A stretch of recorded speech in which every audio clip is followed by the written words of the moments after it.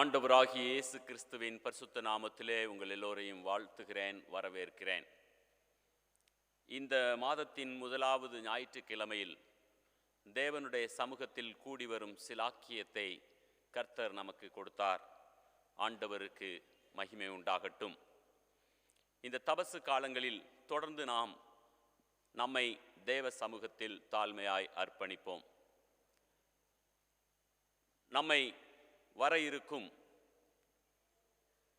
இயேசு கிறிஸ்துவின் சிலுவை பலி தியானத்திற்காகவும் இந்த நாட்களில் அதிகமாக ஆயத்தப்படுத்துவோம். இந்த நாளிலும் நம்முடைய திருச்சபை இயேசு கிறிஸ்துவின் மகிமையையும் அதிகாரத்தையும் அவரின் மறுரூபமாகுதல் மூலமாக நாம் காணக்கூடும் என்று சிந்திப்பதற்கு அழைப்பு விடுத்திருக்கிறது. நாமும் ஒரு நாளிலே நிச்சயமாக மறுரூபப்படுத்தப்படுவோம். இந்த மறுரூபத்தின் அனுபவத்தை பெற்றுக்கொள்கிற மக்களாக மாற்றப்படுவதற்கு நம்மை தேவ சமூகத்தில் அர்ப்பணிப்போமாக. தேவதூதர்கள் காணமுடன் ஆரவார தொனி கேட்கும் குதூகலம் நிறைந்த நன்னாள் என்று பாடி சொல்லி தேவனை மகிமைப்படுத்துவோம்.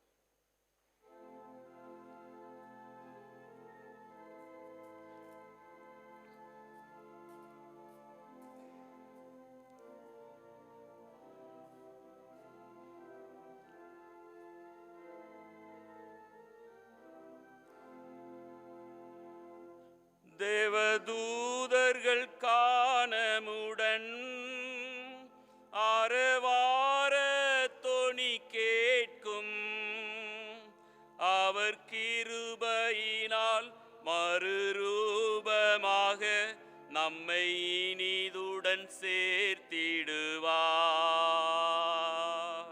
குதூகலம் நிறைந்த நன்னாள் நடுவானில் மின்னிடுமே. இதுவரை இருந்த துன்பமில்லை, இனி என்றுமே ஆனந்தம். ஆமாண்டவரே, என்றென்றும் உம்முடைய சமாதானத்தையும் ஆனந்தத்தையும் அனுபவிப்பதற்காக நீர் எங்களை ஆயத்தப்படுத்தி கொண்டிருக்கிறீர் என்பதை நம்புகிறோம், உணர்கிறோம். தொடர்ந்து நாங்கள் உம்மை மகிமைப்படுத்துகிற மக்களாக மறுரூபமாகுவதற்கு ஆயத்தப்படுத்தி இந்த சமுதாயத்தையும் ஆயத்தப்படுத்த உதவி செய்யும். இந்த ஆராதனையில் நீர் எங்களோடு இடைபடும். உம்முடைய நாமம் மட்டுமே மகிமைப்படுவதாக. இன்னும் வரவேண்டியவர்களை கூட்டிச் சேர்த்தருளும். நாங்கள் ஏகோபித்து உம்மை உயர்த்தும் சிலாக்கியத்தை தாரும். இயேசுவின் நாமத்தில் பிதாவே, ஆமேன். ஆண்டவருடைய நாமத்திற்கு மகிமை உண்டாக. பாமாலை 89 பாடுவோம். என் நெஞ்சம் நொந்து காயத்தால்.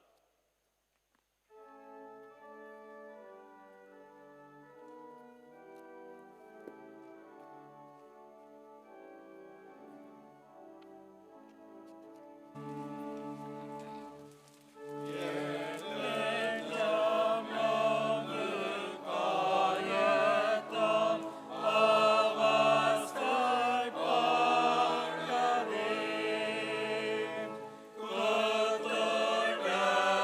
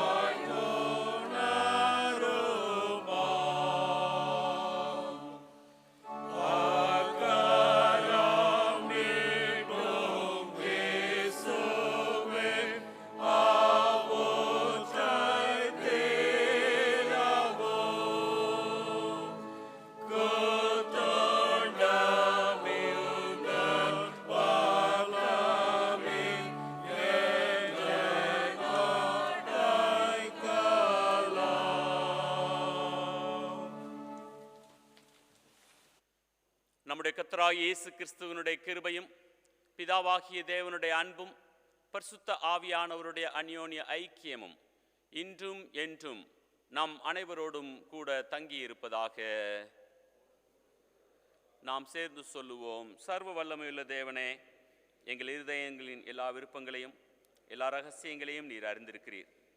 ஆகவே நாங்கள் தேவரிடத்தில் பரிபூர்ணமாய் அன்பு கூறவும் உமது பரிசுத்த நாமத்தை உத்தமமாய் மகிமைப்படுத்தவும் உமது பரிசுத்த ஆவியின் ஏவுதலால் எங்கள் இருதயத்தின் சிந்தனைகளை சுத்தம் பண்ணியருள கர்த்தராகிய இயேசு கிறிஸ்துவின் மூலமாய் வேண்டிக் கொள்கிறோம். ஆமேன்.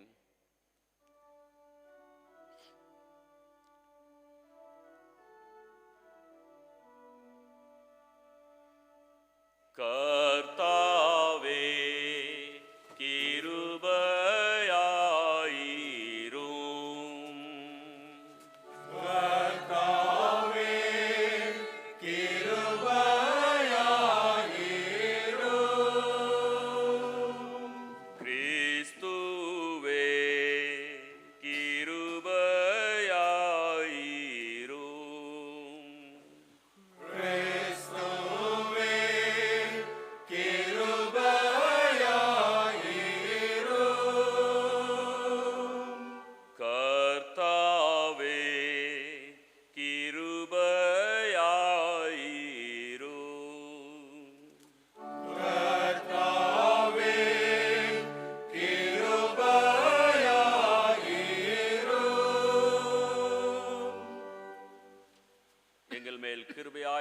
நல்ல ஆண்டவரே, தொடர்ந்து உம்முடைய கிருபை எங்கள் மீது தங்கி இருக்கட்டும்.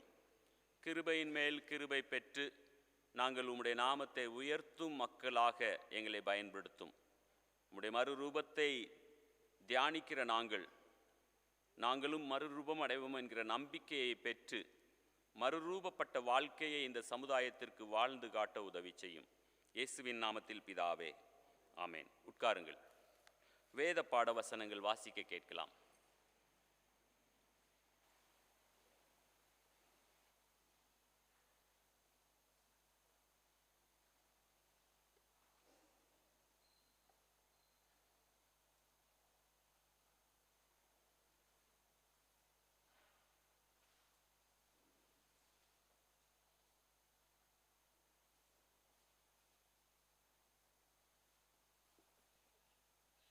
வாசிக்கும்படியாய் தெரிந்து கொள்ளப்பட்ட முதலாம் வேத பாடம் யாத்ராகம் புஸ்தகம் 34ஆம் அதிகாரம் வசனங்கள் 29 முதல் 35 முடிய. யாத்ராகமும் 34 வசனம் 29. மோசே சாட்சி பலகைகளை இரண்டையும் தன் கையில் எடுத்துக்கொண்டு சீனாய் மலையிலிருந்து இறங்குகிற போது தன்னோடு அவர் பேசினாலே தன் முகம் பிரகாசித்திருப்பதை அவன் அறியாதிருந்தான். ஆரோனும் இஸ்ரவேல் புத்திரர் எல்லாரும் மோசே பார்க்கும்போது அவன் முகம் பிரகாசித்திருப்பதை கண்டு அவன் சமூகத்தில் சேர பயந்தார்கள். மோசே அவர்களை அழைத்தான். அப்பொழுது ஆரோனும் சபையிலுள்ள பிரபுக்கள் யாவரும் அவனிடத்துக்கு திரும்பி வந்தார்கள். மோசே அவர்களோட பேசினான். பின்பு இஸ்ரவேல் புத்திரர் எல்லாரும் அவனிடத்தில் சேர்ந்தார்கள். அப்பொழுது அவன் சீனாய் மலையில் கர்த்தர் தன்னோட பேசினவர்களை எல்லாம் அவர்களுக்கு கற்பித்தான். மோசே அவர்களோட பேசி முடியும் அளவும் தன் முகத்தின் மேல் முக்காடு போட்டிருந்தான். மோசே கர்த்தருடைய சந்நிதியில் அவரோட பேசும்படிக்கு உட்பிரவேசித்தது முதல் வெளியே புறப்படும் மட்டும் முக்காடு போடாதிருந்தான். அவன் வெளியே வந்து தனக்கு கற்பிக்கப்பட்டதை இஸ்ரவேல் புத்திரரோட செல்லும்போது இஸ்ரவேல் புத்திரர் அவன் முகம் பிரகாசிப்பை கண்டார்கள். மோசே அவரோட பேசும்படிக்கு உள்ளே பிரவேசிக்கும் வரைக்கும் முக்காட்டை திரும்ப தன் முகத்தின் மேல் போட்டுக் கொள்வான். வாசிக்கும்படியாக தெரிந்து கொள்ளப்பட்ட முதலாம் பாடம் வாசித்து தேவனுக்கு மகிமை உண்டாதாக.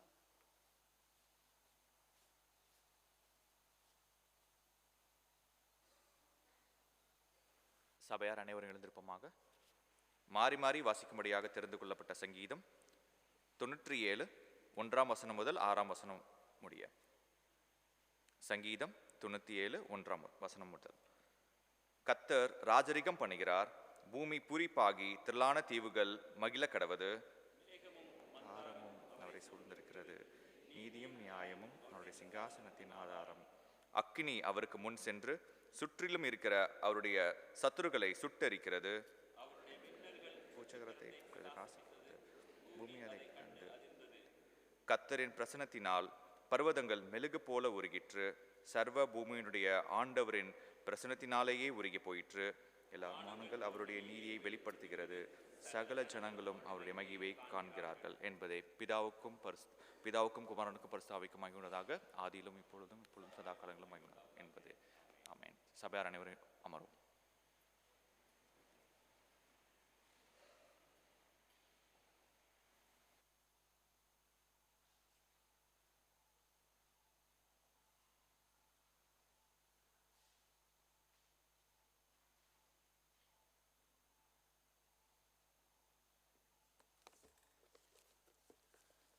வாசிக்கும்படியாக தெரிந்து கொள்ளப்பட்ட 2ஆம் வேத பாடம் அப்போஸ்தலனாகிய பேதுரு எழுதின பொதுவான 2ஆம் நிருபம் 1ஆம் அதிகாரம் வசனங்கள் 13 தொடங்கி 19 முடிய. 2 பேதுரு 1ஆம் அதிகாரம் வசனங்கள் 13 தொடங்கி.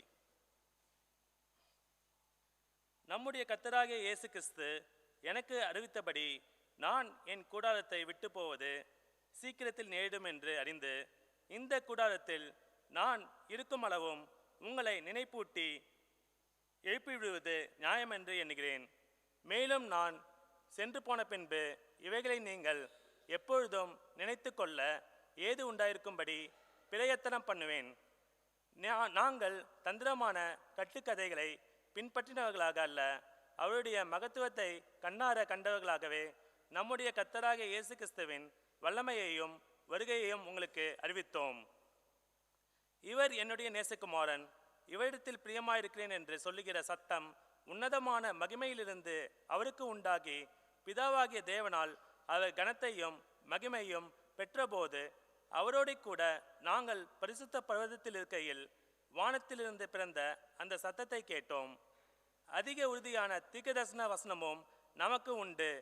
பொழுது விடிந்து விடிவெள்ளி உங்கள் இதயங்களில் உதிக்கும் அளவும் இருளுள்ள ஸ்தலத்தில் பிரகாசிக்கிற விளக்கை போன்ற அவ்வசனத்தை கவனித்திருப்பது நலமாயிருக்கும். வாசிக்கும்படியாக தெரிந்து கொள்ளப்பட்ட 2ஆம் வேத பாடம் வாசித்து முடிந்தாயிற்று. தேவனே உமக்கே ஸ்தோத்திரம் உண்டாவதாக. ஆமென்.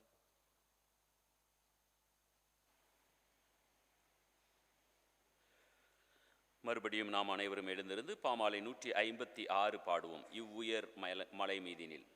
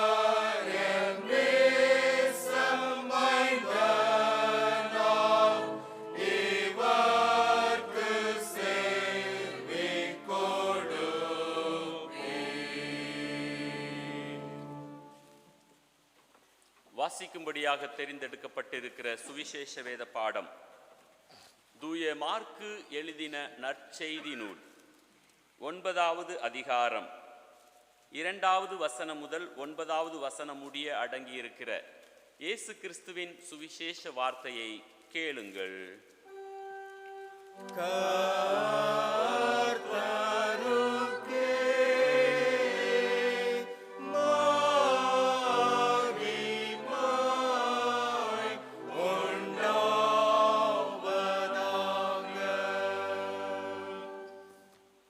மார்க்கு 9வது அதிகாரம் 2வது வசனம் முதல். 6 நாளைக்கு பின்பு இயேசு பேதுருவையும் யாக்கோபையும் யோவானையும் அழைத்து உயர்ந்த மலையின் மேல் அவர்களை தனியே கூட்டிக் கொண்டு போய் அவர்களுக்கு முன்பாக மறுரூபமானார். அவருடைய வஸ்திரம் உறைந்த மலையைப் போல் பூமியிலே எந்த வண்ணானாலும் வெளுக்கக்கூடாத வெண்மையாய் பிரகாசித்தது. அப்பொழுது மோசேயும் எலியாவும் இயேசுவுடனே பேசுகிறவர்களாக அவர்களுக்கு காணப்பட்டார்கள். அப்பொழுது பேதுரு இயேசுவை நோக்கி, ரபி, நாம் இங்கே இருக்கிறது நல்லது. உமக்கு ஒரு கூடாரமும் மோசேக்கு ஒரு கூடாரமும் எலியாவுக்கு ஒரு கூடாரமுமாக 3 கூடாரங்களை போடுவோம் என்றான். அவர்கள் மிகவும் பயந்திருந்தபடியால் தான் பேசுகிறது இன்னதென்று அறியாமல் இப்படி சொன்னான். அப்பொழுது ஒரு மேகம் அவர்கள் மேல் நிழலிட்டது. இவர் என்னுடைய நேசகுமாரன், இவருக்கு செவி கொடுங்கள் என்று அந்த மேகத்திலிருந்து ஒரு சத்தம் உண்டாயிற்று.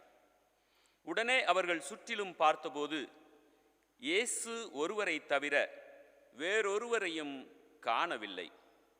அவர்கள் மலையிலிருந்து இறங்குகிற போது அவர் அவர்களை நோக்கி, மனுஷகுமாரன் மரித்தோரிலிருந்து எழுந்திருக்கும் வரைக்கும் நீங்கள் கண்டவைகளை ஒருவருக்கும் சொல்ல வேண்டாம் என்று கட்டளையிட்டார். இது இயேசு கிறிஸ்துவின் சுவிசேஷ வார்த்தை.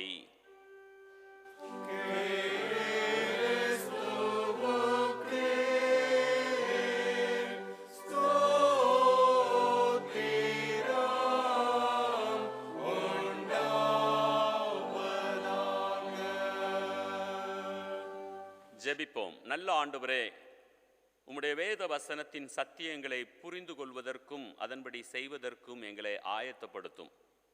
உம்முடைய சத்தத்தை கேட்டு அதன்படி செய்கிற கீழ்ப்படிதலுள்ள இருதயத்தை தொடர்ந்து எங்களுக்கு தாரும். இப்பொழுதும் நீர் பேசும், நாங்கள் கேட்கிறோம். இயேசுவின் நாமத்தில் பிதாவே, ஆமென். உட்காருங்கள்.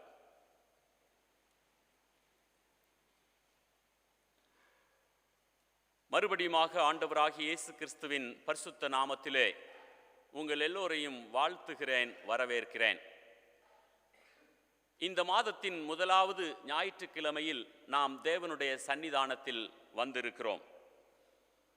இந்த ஞாயிற்றுக்கிழமையிலே இயேசு கிறிஸ்துவின் மறுரூபத்தை குறித்து சிந்திப்பதற்காக திருச்சபை நமக்கு அறைகூவல் கொடுத்திருக்கிறது. அதற்காக கொடுக்கப்பட்டுள்ள தலைப்பு தேவகுமாரனின், அதாவது இயேசு கிறிஸ்துவின் மகிமையையும் அதிகாரத்தையும் இயேசுவின் மறுரூபமாகுதல் நமக்கு தெரிவிக்கிறது. மறுரூபமாகுதல், இதிலே சொல்லப்பட்ட வார்த்தை, இவர் என்னுடைய நேசகுமாரன், இவருக்கு செவி கொடுங்கள். செவி கொடுப்பதற்காக நம்மை அழைக்கிறது. ஒரு மனிதன் தன்னுடைய சமுதாயத்தினரால், அதாவது தன்னுடைய அக்கம் பக்கத்து மனிதர்களால், நீ செவிடாக போய்விட்டாய், ஏதாவது ஒரு நல்ல மருத்துவரை ஏன் பார்க்கக்கூடாது என்று சொல்லி அடிக்கடி அவனை துன்பப்படுத்துகிறதினால் மிகவும் துக்கத்தோடு ஒரு முறை ஒரு மருத்துவரை சென்று கேட்கிறான். ஐயா, என்னுடைய கேட்கும் திறன் அற்று போய்விட்டது என்று எல்லோரும் என்னை குற்றப்படுத்துகிறார்கள். என்னை நீங்கள் பரிசோதித்து தகுந்த மருத்துவம் கொடுக்கும்படியாக கேட்கிறேன் என்று அவன் மருத்துவரிடத்திலே கேட்கும் பொழுது மருத்துவர் அவனை பரிசோதிக்கிறார். பரிசோதிப்பதற்காக ஒரு கடிகாரம், அந்த காலத்தில் நம்முடைய எல்லாருடைய வீடுகளிலும் ஒரு கீ கொடுக்கிற கடிகாரம் உண்டு. சிறிய கடிகாரம், டேபிள் மீது வைக்கலாம். ஸோ அதனுடைய சத்தம் கொஞ்சமாக கேட்கும். ஸோ அந்த கடிகாரத்தை தன்னுடைய மருத்துவமனையின் அறையிலே வைத்துக்கொண்டு, இந்த கடிகாரம் ஓடுகிற சத்தம் உனக்கு கேட்கிறதா என்ற மாத்திரத்திலே அந்த மனிதன் ஆமையா தெளிவாக கேட்கிறது என்று சொன்னான். ஸோ அப்பொழுது அவனை, சரி நீ இன்னும் கொஞ்சம் தூரம் கடந்து செல், நீ பக்கத்தில் இருந்ததினால் கேட்டிருக்கலாம் என்று சொல்லி கொஞ்சம் தூரம் கடந்து நின்று, இப்பொழுது இந்த சத்தம் உனக்கு கேட்கிறதா? ஆமையா தெளிவாகவே கேட்கிறது. இவர் சொல்லுகிறார், சரி இந்த கடிகாரம் இந்த மேஜையின் மீதே இருக்கட்டும், நீ என்னுடைய அறையின் வெளிப்பக்கமாக கடந்து செல், அங்கிருந்து இந்த ஓசை கேட்கிறதா என்று எனக்கு சொல். அங்கிருந்தும் சொல்லுகிறான், ஐயா எனக்கு மிகவும் தெளிவாக இந்த கடிகாரத்தின் ஓசை கேட்டுக்கொண்டிருக்கிறது என்று சொன்னான். அப்பொழுது அந்த மருத்துவர் அவனை பார்த்து, உன்னுடைய செவித்திறன் மிகவும் அருமையாக இருக்கிறது, ஆனால் பிரச்சனை என்னவென்றால் நீ கேட்பதற்கு விரும்புவதில்லை, ஆகவேதான் நீ எதுவுமே கேட்காதவனைப் போல நடித்து கொண்டிருக்கிறாய் என்று மருத்துவர் அவனுக்கு சொன்னாராம். கேட்பதற்கும் கவனித்து கேட்பதற்கும் அநேக வித்தியாசங்கள் உண்டு. கேட்பது என்பது listening is wanting to hear, hearing is just sound in our ears. அதாவது கேட்பது, கவனித்து கேட்பது என்பது நான் விரும்பி கேட்டு அதனை கிரகித்துக் கொள்வது. ஆனால் வெறுமனே கேட்பது என்பது ஏதோ ஒரு சத்தம் என்னுடைய காதுகளிலே தொனித்து கொண்டிருக்கிறது, அந்த சத்தம் என்னது என்பதை நான் கவனித்துக் கொள்வது கிடையாது. இதுதான் இந்த இரண்டிற்கும் உள்ள வித்தியாசம். நம்முடைய காது, நாம் வேத வசனத்திலே பல இடங்களிலே வாசித்திருக்கிறோம், காதுள்ளவன் கேட்க கடவன். அப்படி என்றால் என்ன? நம்முடைய காதுகளிலே எல்லாம் கேட்கிறது, ஆனால் அநேக காரியங்களுக்கு நாம் செவி மடுக்கிறோம், பல காரியங்களுக்கு செவி மடுப்பதில்லை. நான் எதனை கேட்க வேண்டும், எதனை கேட்கக்கூடாது என்று முதலாவதாகவே நான் ஒரு திட்டமிட்டு வந்து விடுகிறேன். ஆக பல நேரங்களில் நான் கேட்டும் கேளாதவனைப் போல செயல்படுகிறேன். இது நாம் அனைவரும் செய்கிற காரியம்தான். உங்களுக்கும் இது தனிப்பட்ட அனுபவமாக இருக்கும், எனக்கும் இது தனிப்பட்ட அனுபவங்களாக இருந்திருக்கிறது. நான் கேட்டேன், ஆனால் கேட்காதவனாக நடித்து கொண்டிருக்கிறேன்.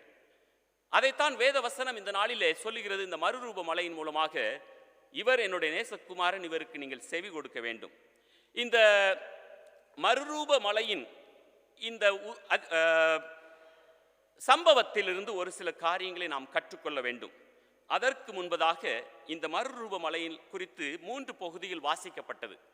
பழைய ஏற்பாட்டு பகுதியில் வாசிக்க கேட்ட அந்த பகுதியானது மோசே மறுரூபமான அந்த சம்பவத்தையும், பேதுருவின் புத்தகத்திலே நாம் வாசிக்க கேட்ட பகுதி பேதுரு தன்னுடைய அனுபவத்தை அங்கு தன்னுடைய சபையாருக்கு எழுதி அறிவிக்கிறதையும், புதிய சுவிசேஷ பாடத்திலே இயேசு கிறிஸ்து மறுரூபமானதையும், இந்த 3 பகுதிகளுக்கும் உள்ள ஒற்றுமையை இந்த நாளின் 3 பகுதிகளும் நமக்கு வெளிப்படுத்தி காண்பிக்கிறது. இப்பொழுது இந்த மறுரூப சம்பவமானது எந்த மலையில் நடந்தது என்று சொல்லப்படவில்லை, உயர்ந்த மலை என்று சொல்லப்பட்டிருக்கிறது. ஆனால் அநேக வேத பண்டிதர்கள் இது தாபோர் மலையில் நடந்திருக்கும் என்று சொல்கிறார்கள். ஆனால் நீங்கள் எருசலேம் பகுதிகளுக்கு செல்வீர்கள் என்றால் குட்டி குட்டி மலைகளினாலும் குன்றுகளினாலும் நிறைந்திருக்கும் அந்த எருசலேம் பகுதி. அநேக மலைகள் உண்டு, அதிலே ஒரு சில மலையில் நடந்திருக்கலாம் என்று அநேகர் சொல்லும் பொழுது, தாபோர் மலையிலே கண்டிப்பாக நடந்திருக்கிறது என்று இன்னும் ஒரு கூட்டம் வாதிடுகிறது. ஏனென்றால் இந்த தாபோர் மலை 1900 அடி மட்டுமே உயரம் கொண்டது. மேலும் அந்த மலைக்கு அடிக்கடி மக்கள் போக்கும் வரத்துமாக இருக்கிறதினால் இயேசு கிறிஸ்து தனிமையில் இருப்பதற்காக செல்கிறார். அங்கு அமைதி இருப்பதற்கு வாய்ப்பு இல்லை. ஆகவே கண்டிப்பாக தாபோர் மலையிலே இந்த சம்பவம் நடந்திருக்க கூடாது. அப்படி என்றால் எந்த மலையிலே நடந்திருக்க வேண்டும்? மவுண்ட் ஹெர்மன், எர்மோன் மலையிலே அது நடந்திருக்கலாம் என்று வாதிடப்படுகிறது. ஏனென்றால் அந்த எர்மோன் மலை 9400 அடி உயரமானது. அந்த இடங்களிலே உள்ள அனைத்து மலைகளிலும் மிகவும் உயர்ந்ததான மலை. மேலும் அங்கு யாரும் அந்த மலைக்கு அடிக்கடி செல்வது கிடையாது, தனிமையாக நேரத்தை செலவழிக்க முடியும். போதாத குறைக்கு இந்த 8வது அதிகாரத்திலே இயேசு சுவாமி செசரியா பிலிப்பு பட்டணங்களிலே இருக்கிறார். இந்த செசரியா பிலிப்பு பட்டணங்களிலிருந்து 14 கிலோமீட்டர் தூரத்தில் தான் இருக்கிறது. ஆகவே வேகமாக, அதாவது 6 நாளைக்கு பின்பு என்று எழுதப்பட்டுள்ளது, 6 நாட்களுக்குள்ளாக இந்த 9400 அடி உயரங்களை அவர்கள் கடந்திருக்கக்கூடும். ஆக இந்த மவுண்ட் ஹெர்மனில் நடந்திருக்கலாம் என்று சொல்லப்பட்டிருக்கிறது. சரி, எந்த மலையாக இருந்தாலும் சரி, மறுரூபம், இயேசுவானவர் மறுரூபப்பட்டார் என்பதை யாராலும் மறுக்க முடியாது. அது உண்மை. தன்னுடைய சொந்த அனுபவத்தை பேதுருவும் பின்னொரு காலங்களிலே புத்தகத்திலே எழுதி வைத்திருக்கிறார். இப்பொழுது இந்த மறுரூப மலைக்கு மூன்று மக்கள் மாத்திரம் அழைத்து செல்லப்படுகின்றனர். யாரெல்லாம்? பேதுரு, யோவான், யாக்கோபு. இந்த 3 மனிதர்கள் மாத்திரம்தான் அழைத்து செல்லப்பட்டிருக்கின்றனர். எதற்காக இந்த 3 மனிதர்கள்? அவருக்கு 12 சீடர்கள் உண்டு. ஏன் இந்த 3 மனிதர்கள் என்ற ஒரு சிறிய கேள்வி நம் மத்தியிலே ஏற்படுவது உண்டு. அதற்கான ஒரு சில காரணங்களை நாம் யோசித்து பார்க்க முடியும். வேதம் அதனை சொல்லவில்லை. இதற்காகத்தான் இவர்கள் மறுரூப மலைக்கு அழைத்து செல்லப்பட்டிருப்பார்கள் என்று என்னுடைய கற்பனையில் வந்ததான ஒரு சில காரியங்கள். ஏனென்றால் பேதுரு பின்னொரு காலத்திலே இயேசுவிற்கான ஸ்போக்ஸ் பர்சன். அவன்தான் எதற்கெடுத்தாலும் முன்னதாக நின்று இயேசுவிற்காக தைரியமாக சாட்சி சொல்லுகிற மனிதனாக மாற்றப்பட்டு விட்டான். பேதுரு இயேசுவை குறித்து எந்த சூழ்நிலையிலும் அச்சப்பட்டதாக காணப்படவில்லை. இந்த காரியத்திற்கு முன்பதாக இயேசுவை கடிந்து கொண்டவன் இப்பொழுது இயேசு கிறிஸ்துவுக்காக தைரியமாக அவனுக்கு பேச வேண்டும் என்றால் அவனுக்கு ஒரு வித்தியாசமான அனுபவம் கிடைக்க வேண்டும் என்று இயேசுவானவர் அவனை அழைத்து சென்றிருக்கலாம் என்று ஒரு நம்பிக்கை.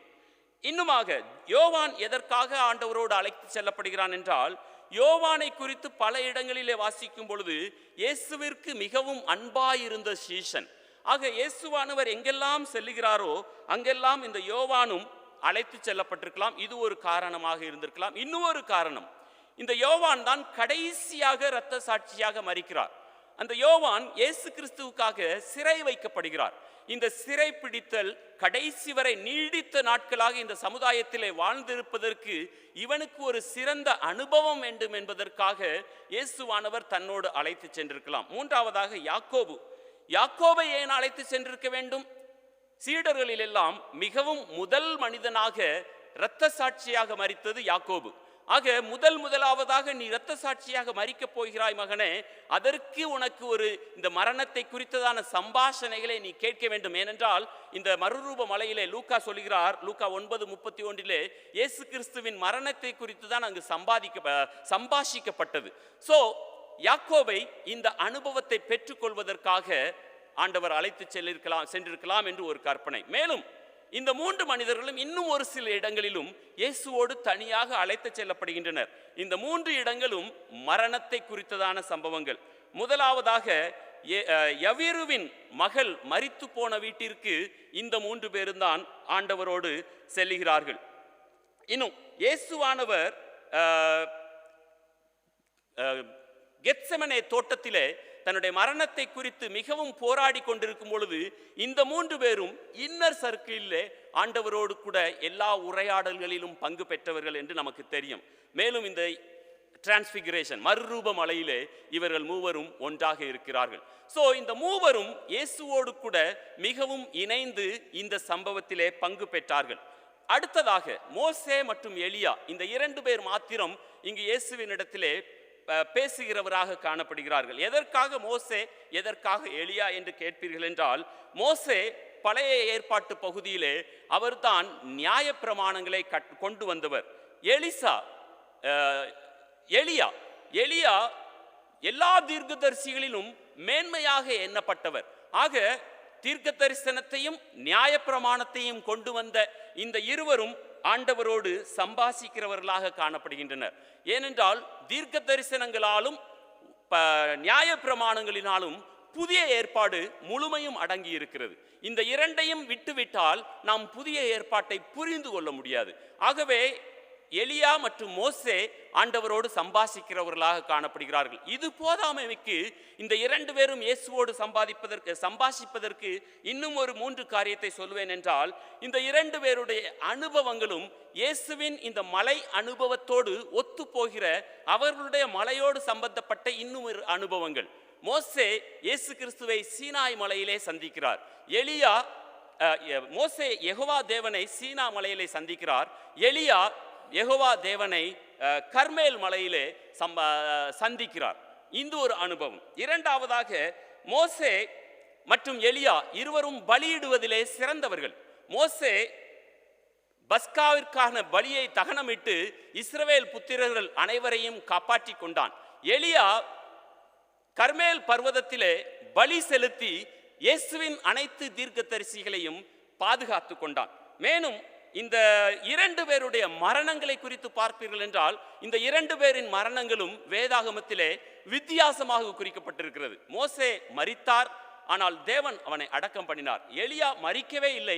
அவர் இந்த இருவருடைய சரீரங்களும் இன்று வரை யாராலும் கண்டுபிடிக்கப்படவில்லை. ஆக இந்த இருவரும் விசேஷித்த மனிதர்கள். எல்லாவற்றிற்கும் மேலாக நியாயப்பிரமாணத்தையும் தீர்க்க தரிசனங்களையும் மக்கள் வரை கொண்டு வந்தவர்கள். ஆக இந்த இருவரும் இயேசு கிறிஸ்துவின் வர இருக்கிற நியாயப்பிரமாணத்திற்கு உட்பட்ட தீர்க்க தரிசனங்களால் அறிவிக்கப்பட்ட மரணத்தை குறித்து சம்பாஷிப்பதற்காக இந்த மறுரூப மலையிலே வந்திருக்கிறார்கள். இது இந்த மறுரூப மலையின் சம்பவத்தின் ஒரு சாராம்சம். இப்பொழுது இந்த மறுரூப மலை உங்களுக்கும் எனக்கும் கற்றுத்தருகிற காரியம் என்ன என்பதை வெகு வேகமாக 4 காரியங்களை உங்கள் மத்தியிலே வைத்து கடந்து செல்ல விரும்புகிறேன். முதலாவதாக, mountain top experience is not to speak but to listen. மறுரூப மலையின் அனுபவம் நான் பேசுவதற்கல்ல, அவரை கேட்பதற்கு. அதுதான் இந்த வசனத்திலே சொல்லுகிறது. ஐயா, நீ கேட்க வேண்டும், நீ கேட்கிறவனாக மாற வேண்டும். பல வேளைகளிலே நாம் என்னையே சொல்லி கொண்டிருக்கிறேன், என்னுடைய அனுபவங்களை கர்த்தருடைய சமூகத்திலே சொல்லி கொண்டிருக்கிறேன். ஜெபிப்பதற்கு வந்தால் என்றால் ஆண்டவர் என்ன என்னிடத்தில் சொல்லுகிறார் என்பதை கேட்பதை விட நான் ஆண்டவருக்கு என்ன சொல்ல வேண்டும், எனக்கு தெரிந்தவைகளை நான் கொட்டிவிட வேண்டும். The mountain top experience is meant to listen, not to speak. ஐயா, நாம் இன்றைக்கு அதிகமாக பேசுகிறோமே தவிர கேட்கிறவர்களாக இல்லை. நீங்களும் நானும் கேட்கிறவர்களாகவும் அதன்படி செய்கிறவர்களாகவும் காணப்பட வேண்டும் என்பதை தான் இந்த மறுரூப மலை உங்களுக்கும் எனக்கும் அறிவுறுத்துகிறது. ஐயா, நான் கேட்கிறதற்கு என்னை ஆயத்தப்படுத்தி கொண்டிருக்கிறேனா? 4 மனிதர்கள் கூடி வந்து விட்டால் நான் என்னை பிரதிபலிக்க வேண்டும், நான் என்னை சொல்லி காண்பிக்க வேண்டும், என்னுடைய அறிவையும் என்னுடைய ஞானத்தையும் என்னுடைய அனுபவங்களையும் மற்றவர்களுக்கு புரிய வைக்க வேண்டும் என்று எல்லா இடங்களிலும் என்னை நான் முதன்மைப்படுத்தி பேசிக்கொண்டே இருக்கிறேன். ஆனால் வேதம் எனக்கு சொல்கிறது, மகனே, நீ பேசுவதை சற்று நிறுத்தி விடுவாயா? நீ சற்று எனக்கு செவி கொடுப்பாயா? பேதுரு இங்கே சொல்லுகிறார், ஆண்டவரே, இவைகளெல்லாம் உமக்கு நடக்கக்கூடாது, நீர் மரிக்கக்கூடாது. இந்த ஞானத்தோடு கூட தான் பேதுரு இங்கும் சொல்லுகிறான், ஆண்டவரே, பஸ்கா வருவதற்கு இன்னும் 6 மாதங்கள் இருக்கிறது, 6 மாதத்திலே நீர் மரிக்கப் போகிறேன் என்று தீர்க்க தரிசனம் சொல்லி இருக்கிறீர். இந்த 6 மாதங்களும் நாம் இந்த மலையிலேயே கூடாரம் அடித்து தங்கிவிட்டால் நீர் மரிப்பது தள்ளி போட்டு விடக்கூடும். வானத்திலிருந்து சத்தம் கடிந்து கொள்ளப்படுகிறது, மகனே, நீ தவறாக சிந்தித்துக் கொண்டிருக்கிறாய். நீ கேட்பதற்கு படைக்கப்பட்டவன், சொல்லுவதற்கு அல்ல. நீ உன்னுடைய மனதின் ஆதங்கத்தை சொல்லி கொண்டிருக்கிறாய். நான் மரிப்பதற்காக இந்த வந்திருக்கிறேன் என்று பலமுறை சொல்லியும் நீ மீண்டுமாக நான் மரிக்கக்கூடாது, இங்கே தங்கி விடுவோம், நாம் இங்கே இருந்து விட்டால் பத்திரமாக இருந்து விடுவோம் என்று தேவனுக்கு அடுத்தவைகளை நீ யோசிக்காதபடிக்கு உலகத்துக்கு அறிய காரியங்களை அறிவித்து என்னுடைய மனதையும் நீ கெடுத்து கொண்டு இருக்கிறாய். நீ கேள், நான் என்ன சொல்லுகிறேனோ அதனை கேள், அதன்படி செய். திருச்சபையே, நீங்களும் நானும் கேட்பதற்கு ஆயத்தமாக இருக்கிறோமா?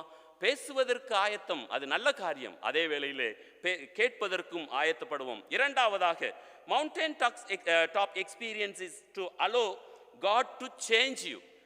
மறுரூப மலையின் அனுபவங்கள் அல்லது உயர்ந்த மலையின் அனுபவம் கர்த்தர் என்னை மாற்றுவதற்காக ஒப்பு கொடுப்பதற்கான அனுபவம்.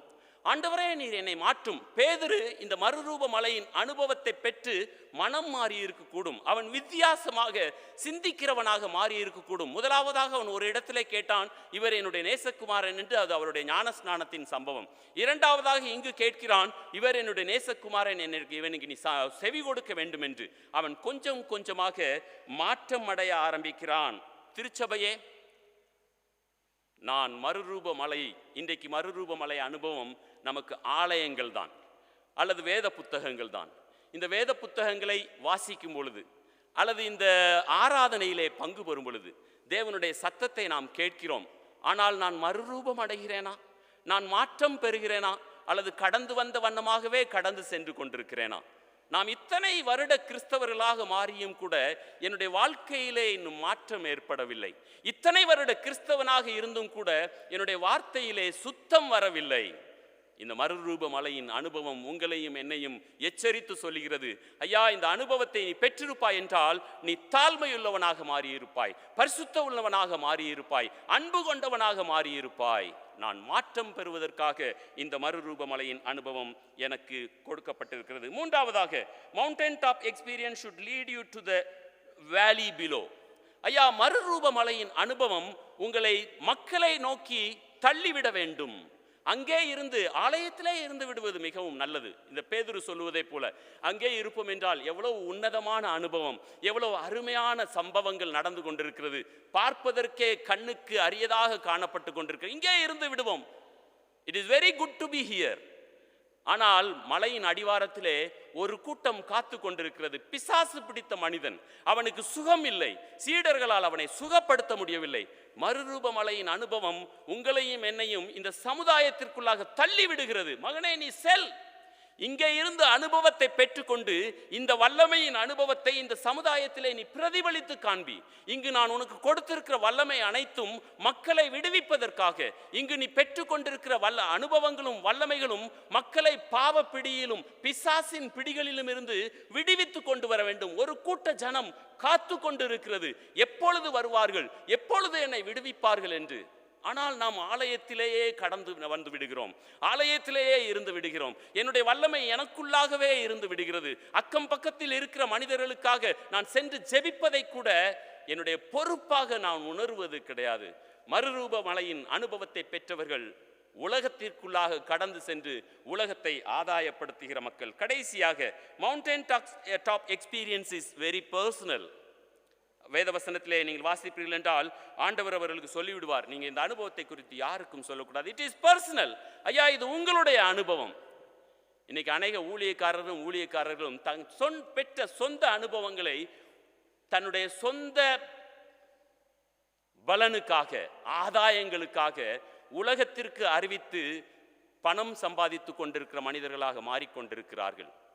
ஒரு ஊழியர் உண்டு, யாருடைய பெயரையும் நான் சொல்ல விரும்பவில்லை. அவர் அனுதினமும் காலை பிரேக்ஃபாஸ்டே பரலோகத்தில் தான் சாப்பிட்டு கொண்டிருக்கிறாராம். அது எனது அனுபவம் என்று மக்களை ஏமாற்றி கொண்டிருக்கிறார்கள். ஐயா, ஆண்டவரிடத்திலே நீங்கள் பெறுகிற அனுபவங்கள் உங்களை மாற்றிக்கொள்வதற்காக, உங்களை இந்த சமுதாயத்தில் பிரதிபலித்து காண்பிப்பதற்காக. நான் பெற்ற அனுபவங்களை இந்த உலகத்திலே சொல்லுவதற்கல்ல. நான் பெற்ற அனுபவம் வித்தியாசமான அனுபவம், நீங்கள் கர்த்தரோடு பெற்ற அனுபவம் வித்தியாசமான அனுபவங்கள் ஒவ்வொரு மனிதனுக்கும் வித்தியாசப்பட்டது. ஒரு குருடன் வந்து சொல்கிறான், நீ அவர் சேறு பூசவில்லை என்றால் நீ பார்வையை பெற்றாய் என்பதை நான் நம்ப முடியாது. ஏனென்றால் அவனுக்கு வார்த்தையை சொல்லி சுகப்படுத்தி இருக்கிறார். அல்லது இவன் வந்து இவனுக்கு சொல்ல முடியாது, நீ அவர் வார்த்தை சொல்லாதபடியினாலே நீ சுகம் பெற்றாய் என்பதை நான் நம்ப முடியாது. இருவருக்குமான அனுபவங்கள் வித்தியாசம். இருவரும் சுகம் பெற்றார்கள், இருவரும் பார்வை பெற்றார்கள். இந்த அனுபவங்களை குறித்து நான் தர்க்கிப்பதற்கோ வாதிடுவதற்கோ அழைக்கப்படவில்லை. ஆகவேதான் ஆண்டவர் சொல்கிறார், உன்னுடைய அனுபவம் முன்னோடு இருக்கட்டும், வேதவசனத்தை நீ பிரசங்கி. இன்னைக்கு வேதத்தை பிரசங்கிப்பதை விட அனுபவங்களை பிரசங்கிக்கிற பிரசங்கிமார்களும் கிறிஸ்தவர்களும் பெருகி கொண்டிருக்கிறார்கள். ஆகவேதான் வேதம் சொல்கிறது, ஐயா, உன்னுடைய அனுபவங்கள் எல்லாம் உன்னுடைய சொந்த அனுபவம். இந்த அனுபவத்தினால் மக்களுக்கு பிரயோஜனப்பட போவதில்லை. வேதவசனத்தை பிரசங்கிப்பாய் என்றால் மக்கள் உணர்வடையக்கூடும். ஐயா, ஒரே ஒரு சம்பவத்தை சொல்லி நான் முடித்துவிட விரும்புகிறேன். ஒரு போதகர், அவருடைய பெயர் டோனி கேம்போலோ. இவர் பெனிசுவேலியா நாட்டிலே போதகராக பணியாற்றுகிறார். ஒரு பெந்தேகோஸ்தே போதகர். ஒரு திருச்சபையிலே போதிப்பதற்காக ஞாயிற்றுக்கிழமைக்கு சென்றிருக்கிறார். அந்த திருச்சபையிலே போதிப்பதற்கு முன்பதாக திடீரென அந்த திருச்சபையின் லே லீடர்ஸ் போதகரிடத்திலே வருகின்றனர். ஐயா, நீங்கள் பிரசங்கிப்பதற்கு முன்பதாக உமக்காக நாங்கள் ஜெபிக்க விரும்புகிறோம். இவரும் சொன்னார், ஓகே, நீங்கள் ஜெபிப்பது நலம் என்று சொல்லி. ஏறத்தாழ 8 மனிதர்கள், இவர் முழங்கால் படியிட்டிருக்கிறார், 8 மனிதர்களும் இவரை சுற்றி இவருடைய தலை மீது கை வைத்து ஜெபிக்க ஆரம்பிக்கின்றனர். பெந்தேகோஸ்தே ஜெபங்களை நாம் அருமையாக அறிந்திருக்கிறோம், நீண்ட ஜெபங்களாக இருக்கும். ஸோ இவர்கள் ஒவ்வொருவரும் இவருடைய தலையில வைத்து அழுத்தி அழுத்தி ஜெபிப்பதினால் இவருடைய தலை பாரமாகிவிட்டது. இவர் எப்பொழுது இவர்கள் எல்லாம் ஜெபத்தை முடிப்பார்கள் என்று ஒரு ஆதங்கத்தோடு இந்த ஜெபத்தை பார்க்க ஆரம்பித்து விட்டார். திடீரென ஒரு மனிதர் வித்தியாசமாக ஜெபிக்கிறார். அந்த மனிதர் ஜெபிக்கும் பொழுது ஒரு மனிதனின் பெயரை சொல்கிறார். சார்ல்ஸ் ஸ்டால்ஸ்ஃபுஸ் என்கிறதான மனிதரை குறித்து சொல்கிறார். அந்த மனிதர் ட்ரெய்லர் டவுன் ஸ்ட்ரீட்டில் வாழ்ந்து கொண்டிருப்பதாகவும் சொல்லி ஜெபிக்கிறார். இந்த பிரசங்கியாருக்கு ஒன்றுமே புரியவில்லை, அதாவது டோனிக்கு ஒன்றுமே புரியவில்லை. ஏன் சம்பந்தம் இல்லாத ஒரு ஜெபத்தை இவர் செய்கிறார் என்று. ஏதோ எல்லாரும் இவருடைய தலையை போட்டு அமுக்கி பிடித்து தலைவேதனையோடு கூட பிரசங்கத்திற்கு இவர் செல்கிறார். அவர் அப்படிதான் எழுதியிருக்கிறார். நான் மிகவும் வேதனையோடு பிரசங்கத்திற்கு சென்றேன். பிரசங்கத்தை முடித்துவிட்டு என்னுடைய வாகனத்தை எடுத்துவிட்டு நான் என்னுடைய வீட்டிற்காக கடந்து சென்று கொண்டிருக்கிறேன். என்னுடைய வீட்டிற்காக நான் கடந்து கொண்டிருக்கும் பொழுது ஒரு தனியாக கைவிடப்பட்ட மனிதனை நான் பார்க்கிறேன். ஏனென்றால் அந்த பிரசங்கத்திலே சொன்னவர்கள், ஜெபிக்கும் பொழுது சொன்னவர்கள், ஒரு மனிதன், சார்ல்ஸ் என்கிறதான மனிதன் தன்னுடைய 3 குழந்தைகளையும் மனைவியையும் கைவிட்டு விட்டு நாட்டை விட்டு ஓடிக்கொண்டிருக்கிறான் என்பதுதான் செய்தி. ஒரு மனிதன் மிகவும் மோசமாக நின்று கொண்டிருக்கிறான். இந்த போதகருக்கு அவனை தன்னுடைய வாகனத்தில் ஏற்றிக்கொள்ளலாம் என்று தோன்றியது. ஆகவே அந்த மனிதனை தன்னுடைய வண்டியிலே ஏற்றிக்கொள்கிறார். அந்த மனிதன் வண்டியிலே ஏறி உட்கார்ந்து கொண்டான். இருவரும் உரையாடவில்லை. சற்று தூரம் கடந்து சென்ற பின்பதாக இந்த பாஸ்டர் டோனி அவனிடத்தில் சொல்கிறார், நான் பாஸ்டர் டோனி, உன்னுடைய பெயர் என்ன என்பதை நான் அறிந்து கொள்ளலாமா? உடனடியாக அந்த மனிதன் சொல்கிறான், என்னுடைய பெயர் சார்லி ஸ்டோல்ஸ்ஃபுஸ். இந்த பெயரை கேட்டவுடன் இவருக்கு தூக்கி வாரி போட்டது. இந்த பெயரை தான் ஜெபத்திலே அந்த மனிதர் சொல்லி ஜெபித்திருந்தார். இந்த பெயரை கேட்டவுடன் வண்டியை உடனடியாக பிரேக் அமர்த்தி அவனை பின் திரும்பி பார்க்கிறார். பார்த்துவிட்டு ஒன்றுமே பேசவில்லை. வேகமாக சொல்லப்பட்ட அந்த அட்ரஸ்க்கு நேராக வண்டியை செலுத்துகிறார். அந்த மனிதன் கேட்கிறான், ஐயா, நீர் எங்கு சென்று கொண்டிருக்கிறீர்? நான் செல்ல வேண்டிய இடம் எது என்று உங்களுக்கு சொல்லவில்லையே. நீ அமைதியாக இரு, நான் உன்னுடைய வீட்டிற்கு நேராக உன்னை அழைத்து செல்கிறேன். வீட்டிற்கு முன்பதாக கரெக்டாக வந்து வண்டி நிறுத்தப்பட்டது. இந்த மனிதன் சார்ல்ஸ் கேட்கிறான், ஐயா, இதுதான் என்னுடைய வீடு என்பது உமக்கு எப்படி தெரியும்? ஆண்டவர் எனக்கு சொல்லிவிட்டார், ஆகவே நான் இங்கே உனக்கு கொண்டு வந்திருக்கிறேன். வீட்டின் பெல் அமுத்தப்படுகிறது. மனைவி வந்து கதவை திறக்கிறாள். மிகவும் வியப்பு. இந்த மனிதரை பார்ப்பதோடு கூட தன்னுடைய கணவன், அவர் சொல்லிவிட்டு சென்றிருக்கிறார், இனிமேல் நான் உங்களை பார்க்க போவதில்லை, உங்களை கைவிட்டு விட்டு அனாதையாக நான் ஓடி போகிறேன் என்று. மீண்டுமாக 2வது பிரசங்கத்தை அந்த குடும்பத்தோடு உட்கார்ந்து டோனி போதகர் செய்துவிட்டு மன மகிழ்ச்சியோடு தன்னுடைய வீட்டிற்கு கடந்து சென்றார். அந்த குடும்பம் அந்த நாளிலே ரட்சிக்கப்பட்டது. எதற்காக பகிர்ந்து கொள்கிறேன்? ஏதோ ஒரு சம்பவம் ஜெபிக்கப்பட்டது. சொன்ன வார்த்தையை இவர் காதில் ஏற்றுக்கொண்டு பிரசங்கிக்கிறவராக மட்டுமல்ல, அந்த மனிதர்களை சந்தித்து மனம் மாறச் செய்கிறவர்களாகவும் மாறிவிட்டார். திருச்சபையே, நாம் பல செய்திகளை கேட்டிருக்கிறோம், பல முறை வேத வசனங்களை வாசிக்கிறோம். மாற்றம் பெறுகிறோமா? நான் இன்றைக்கு மாற்றம் பெறவில்லை என்றால், மாற்றம் பெறுவதற்காக சபையும் ஆண்டவரும் நம்மை அழைக்கின்றனர். நாம் மனம் மாறி ஆண்டவரை மகிமைப்படுத்துவோம். நாம் அனைவரும் எழுந்திருந்து அப்போஸ்தல விசுவாச பிரமாணத்தை அறிக்கை செய்வோம். வானத்தையும் பூமியையும் படைத்த சர்வ வல்லமையுள்ள பிதாவாகிய தேவனை விசுவாசிக்கிறேன். அவருடைய ஒரே பேரான குமாரனான நம்முடைய நாதர் இயேசு கிறிஸ்துவையும் விசுவாசிக்கிறேன். அவர் பரிசுத்த ஆவியினாலே கன்னி மரியாளிடத்தில் உற்பவித்து பிறந்தார். பொந்து பிலாத்துவின் காலத்தில் பாடுபட்டு சிலுவையில் அறையுண்டு மரித்து அடக்கம் பண்ணப்பட்டு பாதாளத்தில் இறங்கினார். 3ஆம் நாள் மரித்தோரிடத்திலிருந்து எழுந்தருளினார். பரமண்டலத்துக்கு ஏறி பிதாவின் வலது பாசத்தில் வீற்றிருக்கிறார். உயிருள்ளோரையும் மரித்தோரையும் நியாயம் தீர்க்க திரும்ப வருவார். பரிசுத்த ஆவியையும் விசுவாசிக்கிறேன். பொதுவான பரிசுத்த அப்போஸ்தல திருச்சபையும் பரிசுத்தவான்களின் ஐக்கியமும் பாவ மன்னிப்பும் சரீர உயிர்த்தெழுதலும் நித்திய ஜீவனும் உண்டென்று விசுவாசிக்கிறேன். ஆமேன். சபையார் உட்காருங்கள்.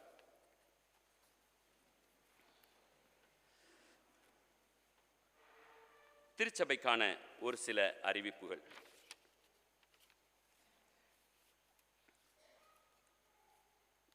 நம்முடைய திருச்சபையில் 24 மணி நேர செயின் பிரேயர் நடந்து கொண்டிருக்கிறது என்பது நாம் அனைவரும் அறிந்திருக்கிறோம். ஆனால் எத்தனை பேர் அதிலே பங்கு பெறுகிறோம் என்பது எனக்கு தெரியவில்லை. ஜெபம் என்பது ஒரு உச்சிதமான காரியம்.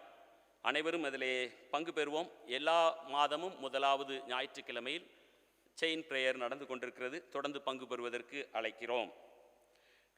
கர்த்தருக்கு சித்தமானால் வருகிற சனிக்கிழமை பாஸ்டேட் கமிட்டி கூட்டம் நடைபெறும். பாஸ்டேட் கமிட்டி அங்கத்தினர்கள் பங்கு பெறும்படியாக அன்போடு கேட்கிறேன். 4 மணிக்கு கன்ஃபர்மேஷன் கிளாஸஸ் வருகிற வாரத்திலே பாஸ்டேட் கமிட்டி இருப்பதினால் ஜூம் மூலமாக நடைபெறும். கன்ஃபர்மேஷன் கேண்டிடேட்ஸ்க்கு ஜூம் ஐடி மற்றும் காரியங்கள் அறிவிக்கப்படும். நம்முடைய லெந்து நாட்களின் வெள்ளிக்கிழமை தமிழ் ஆராதனை மாலை 6:30 மணிக்கு நடைபெற்று கொண்டிருக்கிறது. திருச்சபையார் வந்து பங்கு பெறும்படியாக அன்போடு கேட்கிறேன். திருச்சபையின் அங்கத்தினர்கள், அதாவது women's fellowship, men's choir, Sunday school, youth, இவர்கள் இந்த ஆராதனையை நமக்காக நடத்தி தருவார்கள். தயவு செய்து வந்து பங்கு பெறும்படியாக அன்போடு கேட்கிறேன். வருகிற சனிக்கிழமை காலை 10 மணி முதல் உபவாச ஜெபம் ஆலயத்தில் நடைபெறும். திருச்சபையார் ஜெபிப்பதற்காக முன்வரும்படியாக அன்போடு கேட்கிறேன். 10 மணி முதல் 2 மணி வரை. ஆலயத்தின் நேரம் மாற்றி அமைக்கப்பட்டிருக்கிறது. காலை 9:45 தமிழ் ஆராதனை ஆரம்பமாகும். தயவு செய்து நேரத்தை கடைபிடிக்கும்படியாக அன்போடு கேட்கிறேன். பரிசுத்த வார ஆராதனை திங்கள் முதல் புதன்கிழமை வரை மாலை 6:30 ஆலயத்திலே ஆராதனை நடைபெறும். தயவு செய்து தமிழ் ஆராதனையிலே வந்து பங்கு பெறும்படியாக அன்போடு கேட்கிறேன். இந்த ஆராதனை முடிந்தவுடன் மாதத்தின் முதலாவது ஞாயிற்றுக்கிழமை என்கிறபடியினால் ஆண்களும் பெண்களும் தங்களுடைய வழக்கம் போல கூட்டத்திற்காக கூடுவார்கள். தயவு செய்து இந்த கூட்டங்களில் சென்று பங்கு பெறும்படியாக அன்போடு கேட்கிறேன். மரத்தடிகளிலும் லான்களிலும் நின்று நான் பேசுவதை விட சற்று நேரம் ஆண்டவருக்காக நாம் சென்று ஜெபித்தால் நம்முடைய திருச்சபைக்கும் சமுதாயத்திற்கும் அது ஆசீர்வாதத்தை கொண்டு வரும் என்பதை மீண்டுமாக நான் ஞாபகப்படுத்துகிறேன். நம்முடைய ஆலயத்தை சுத்தப்படுத்துவதற்காக வருகிற 16வது தேதி, அதாவது 3வது சனிக்கிழமை காலை 10 மணி முதல் நாம் நியமித்திருக்கிறோம். தயவு செய்து யாரெல்லாம் வருகிறீர்கள் என்பதை எனக்கு ஒரு குறுஞ்செய்தி மூலமாக அறிவிக்கும்படியாக அன்போடு கேட்கிறேன். ஃபேட் காரியங்களை குறித்து கேட்பதற்காக ஆவலோடு காத்திருக்கிறீர்கள். நன்றாக அமர்ந்து கேட்கும்படியாக அன்போடு கேட்கிறேன். Justin brother.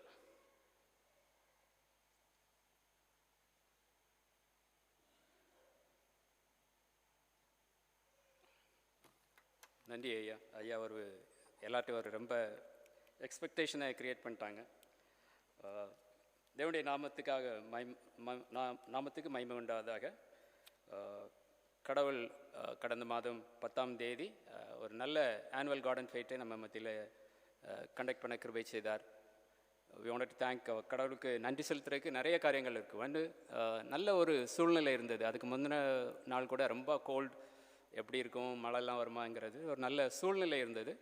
ரெண்டாவது அந்த நாளில் நிறைய பேர் பங்கு பெற்றாங்க. அந்த முகல் கார்டன் இருந்ததுனால அவுட் சைட் பீப்புளும் இந்த ஃபுட்பால் மற்ற இயர்ஸை கம்பேர் பண்ணும்போது நிறையா வந்தது. Third, wanted to thank God. அன்றைக்கி எந்த ஒரு ஆக்சிடெண்ட்டோ, யாரும் சிக்காகவோ இல்லை ஆர்கியூமெண்ட், ஃபைட் அந்த மாதிரி எதுவும் ஒரு பேட் இன்சிடெண்ட் ஒன்றுமே இல்லை. Everything went smooth. நிறைய பேர் பாசிட்டிவ் மெசேஜ் அனுப்பியிருந்தாங்க. ஒரு இங்கிலீஷ் காங்கிரிகேஷன்லேருந்து ஒருத்தர் அனுப்பியிருந்தார். Just wanted to read. Congratulations on executing such a grand fate with a feeling of togetherness. What is important is a feeling of togetherness rather than economic bounties. 3 காங்கிரிகேஷனுமே ரொம்ப put together. There is no difference. ஒருத்தர் எல்லாம் Hindi English எல்லாமே சேர்ந்து நல்லா இது பண்ணாங்க. So அதனால் தேவனுக்கு மகிமை. இது மூலமாக சபையுடைய பராமரிப்புக்கும் லெப்ரசி சில்ட்ரனுடைய எஜுகேஷனுக்கும் நம்ம சப்போர்ட் பண்ணுறோம். ஜஸ்ட்டு இன்னும் கலெக்ஷன்ஸ் வந்துட்டுருக்குது. நான் ஒரு 3 ஹெட்டிங் மூலமாக இதுவரையில் எவ்வளவு வந்திருக்குது அதை சொல்லிடுறேன். ஃபர்ஸ்ட் அட்வர்டைஸ்மெண்ட் அண்ட் சுவனீர், அந்த புக்கு பிரிண்ட் பண்ணுறோம்ல, அது மூலமாக வந்தது 22 lakhs. ஃபேட் டே கலெக்ஷன் கடந்த வருஷத்தை காட்டிலும் இந்த வருஷம் நிறையா வந்திருக்கு. So that is nearly 30 lakhs. அப்புறம் டொனேஷன்ஸ், அந்த கமிட்மெண்ட் எல்லாம் இதுவரையில் 22 லட்சம். So put together we have somewhere around 74 lakhs. இன்னும் நிறைய கமிட்மெண்ட் இருக்குது. இன்னும் ஒரு வி ஹோப் another 6 lakh வந்தால் நம்மளுடைய டார்கெட் அச்சீவ் ஆகிரும். அதுக்காக தேவனுக்கு நன்றியை செலுத்துகிறோம். இந்த இண்டிவிஜுவல் ஒவ்வொரு ஸ்டாலில் எவ்வளோ வந்துங்கிறத நெக்ஸ்ட் வீக் நம்ம போர்டில் போட்டுருவோம். இதுக்காக உழைத்த, கொடுத்த, ஜபித்த ஒவ்வொரு மக்களுக்கும் சபையின் சார்பாகவும் என்னுடைய பர்சனல் சார்பாகவும் நன்றியை செலுத்துகிறேன். எஸ்பெஷலி இந்த ஸ்டால் கான்ட்ரிபியூஷன்ஸ் ரொம்ப நல்லா இருந்தது இந்த தடவை.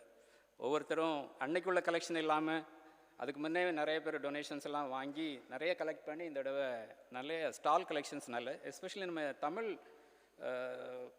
12 ஸ்டால் இருந்தது. Just wanted to read out.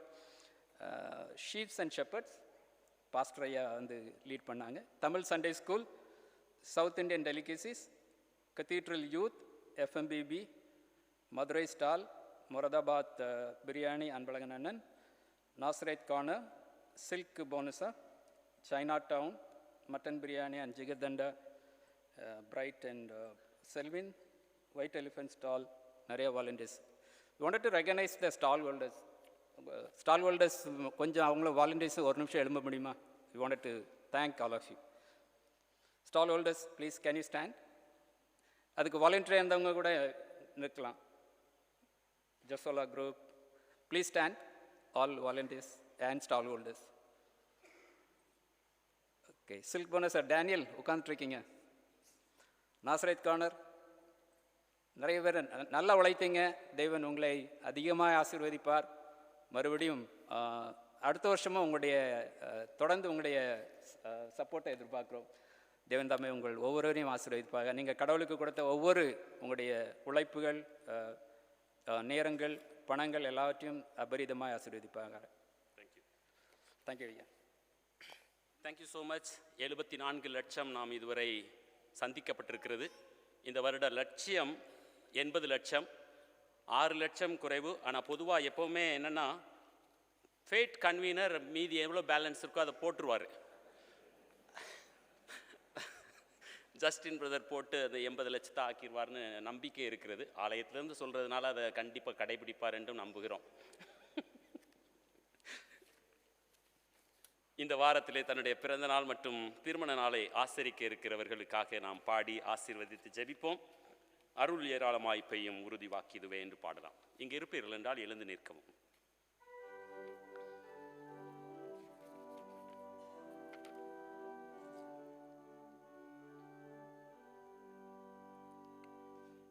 அருள் ஏராளமாய் பெய்யும் உறுதி வாக்கிதுவே, ஆறுதல் தேறுதல் செய்யும் சபையை உயிர்ப்பிக்குமே. அருள் ஏராளம், அருள் அவசியமே, அற்பமாய் சொற்பமாய் அல்ல, தீரலாய் பெய்யட்டுமே. ஆண்டவரே, எங்களுடைய திருச்சபையின் நண்பர்களை தொடர்ந்து ஆசீர்வதியும். உம்முடைய நன்மையினாலும் கிருபையினாலும் முடிசூட்டும். அவருடைய ஜெபங்களும் விண்ணப்பங்களும் உம்முடைய சமூகத்திலே எப்பொழுதும் உண்டு. அவர்களுடைய விருப்பங்கள் இயேசு கிறிஸ்துவின் சித்தத்தின் அடிப்படையில் நிறைவேற்றிப்பட கொடுக்கப்படட்டும். என்றும் அவர்கள் உம்மில் முதிர்ச்சி அடையவும் உம்முடைய சமாதானத்தையும் ஆசீர்வாதத்தையும் பெற்று இந்த சமுதாயத்திற்கு ஆசீர்வாதம் தருகிறவர்களாகவும் மாற்றும். இயேசுவின் நாமத்தில் பிதாவே, ஆமென். உட்காருங்கள். மன்றாட்டு ஜெபம்.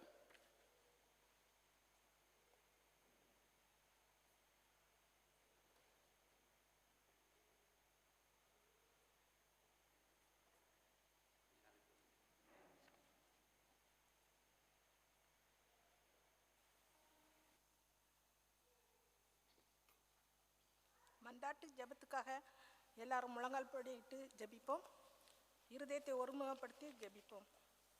வாக்கு கடங்காத பெருமூச்சுகளோடு நமக்காக வேண்டுதல் செய்யும் ஆவியானவரோடு சேர்ந்து நமக்காகவும் முழு மனித சமுதாயத்துக்காகவும் தேவனுடைய சமூகத்தில் நம்முடைய ஜெபங்களை தாழ்மையாய் சமர்ப்பிப்போமாக. கர்த்தாவே, உமது கிருபை நிமித்தம்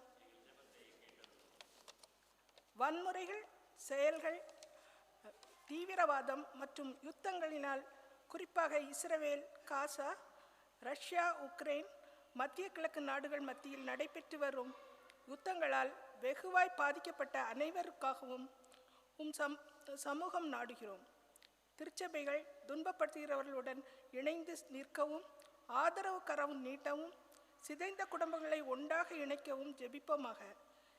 கிருபை நிறைந்த ஆண்டவரே, எங்கள் தலைவர்களின் உண்மையான அன்பு பெருகவும், அனைத்து நாடுகளும் நாட்டு மக்களின் நலனுக்காக ஞானத்துடன் செயல்படவும் வழிகாட்டுங்கள். கர்த்தாவே, உமது கிருபை நிமித்தம் ஜெபத்தை கேட்டலும். இரக்கமும் தயவும் கொண்ட ஆண்டவரே, எங்கள் தாய் திரு நாட்டிற்கு உம்மிடம் வருகிறோம். தற்சமயம் நாட்டில் நடைபெற்று வரும் விவசாய போராட்டம் விரைவில் தீர்க்கப்பட எங்கள் தலைவர்களுக்கு அருள் தாரும். விவசாயிகளும் நாட்டின் மக்களும் இந்த போராட்டத்தின் மூலம் எதிர்கொள்ளும் எல்லா பிரச்சனைகளுக்கும் சுமூகமாக தீர்வு ஏற்பட்டு அமைதியும் சமாதானமும் ஏற்பட வேண்டுகிறோம். கர்த்தாவே, உமது கிருபை நிமித்தம் உங்கள் ஜெபத்தை கேட்டலும். இந்த ஆண்டில் நடக்கவிருக்கும் பொது தேர்தலுக்கு எங்கள் நாட்டையும் மக்களையும் ஆயத்தப்படுத்துங்கள். சுதந்திரமான, நிலையான, வலுவான, நல்ல ஆட்சி அமைய வழிகாட்டுங்கள். கர்த்தாவே, உமது கிருபை நிமித்தம் எங்கள் ஜெபத்தை கேட்டலும். நமது குடியரசுத் தலைவர் முர்மு, பிரதமர் மோடி, டெல்லியில் லெப்டினன்ட் கவர்னர் வினய்குமார் சக்சேனா, முதலமைச்சர் கேசரிவால் மற்றும் எல்லா மாநில முதலமைச்சர்கள் அவர்களின் கீழ் அதிகாரத்தில் உள்ள அனைவருக்கும் ஞானம் தாருங்கள். மாறிவரும் அரசியல் கட்டத்தில் இவர்களுக்கு தூர தரிசனம் கொடுத்து நாட்டிற்கு நலம் தரும் திட்டங்களை தீட்ட கிருபையின் அருள் தாரும். கர்த்தாவே, உமது கிருபை நிமித்தம் எங்கள் ஜெபத்தை கேட்டலும்.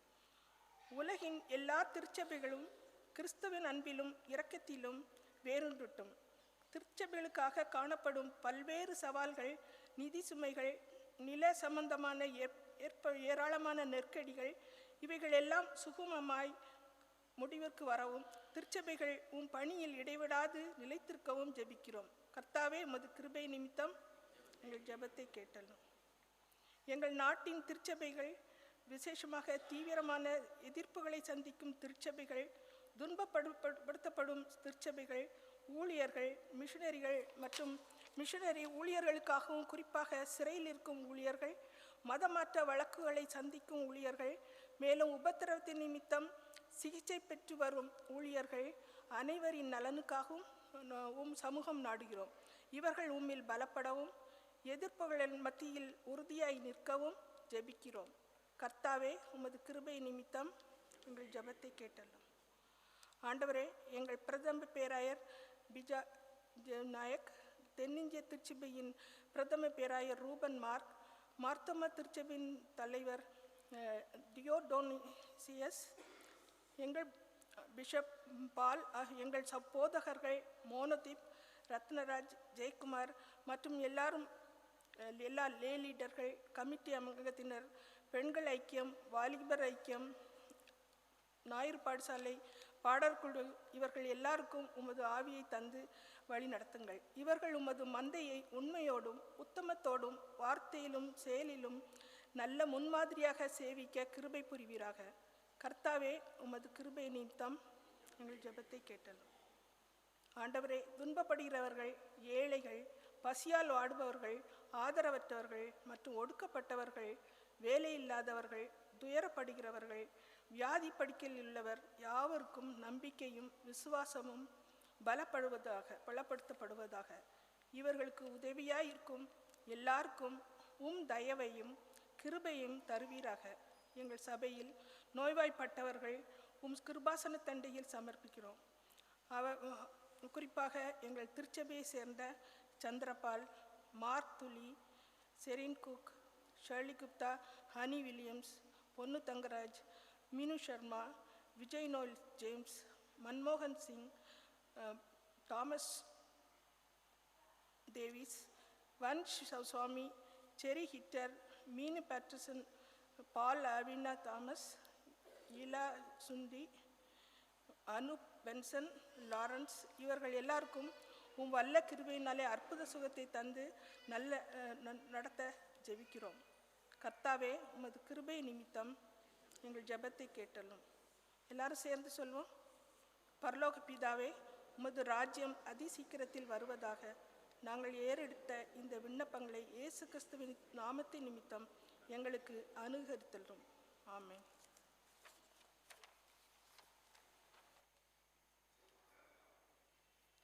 பாவ அறிக்கை. பிரியமானவர்களே, கர்த்தராகிய இயேசு கிறிஸ்துவின் மூலமாய் அருளப்பட்ட கற்பனையாவது, நம்முடைய தேவனாகிய கர்த்தர் ஒருவரே கர்த்தர். உன் தேவனாகிய கர்த்தரிடத்தில் உன் முழு மனதோடும் உன் முழு பலத்தோடும் அன்பு கூர்வாயாக என்பதே பிரதான கற்பனை. இதற்கு ஒப்பாய் இருக்கிற இரண்டாம் கற்பனை என்னவென்றால், உன்னிடத்தில் நீ அன்பு கூறுவது போல் பிறனிடத்திலும் அன்பு கூறுவாயாக என்பதே. இவைகளிலும் பெரிய கற்பனை வேறொன்றுமில்லை. தேவன் தம்முடைய ஒரே பேரான குமாரனை விசுவாசிக்கிறவன் எவனோ அவன் கெட்டுப்போகாமல் நித்திய ஜீவனை அடையும்படிக்கு அவரை தந்தருளி இவ்வளவாய் உலகத்தில் அன்பு கூர்ந்தார்.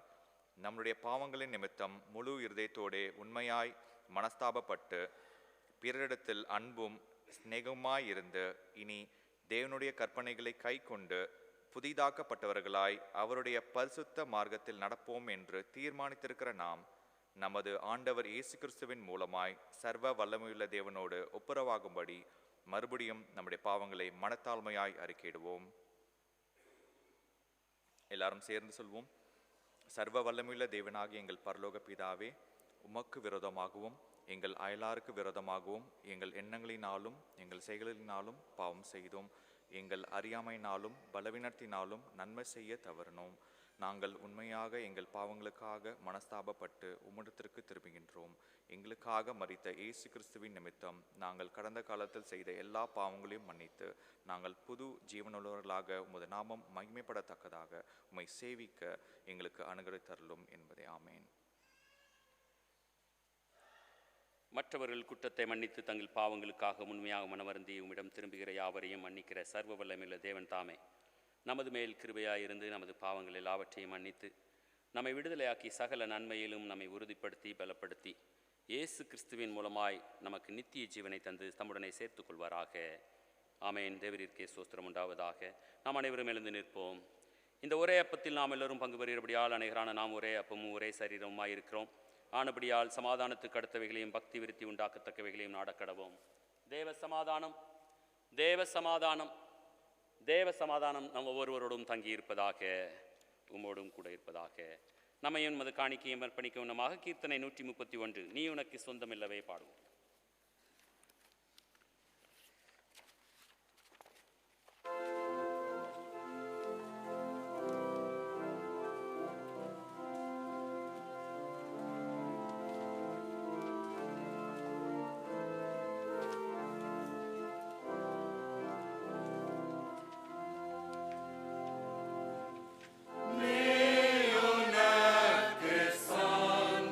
சொந்தமல்லவே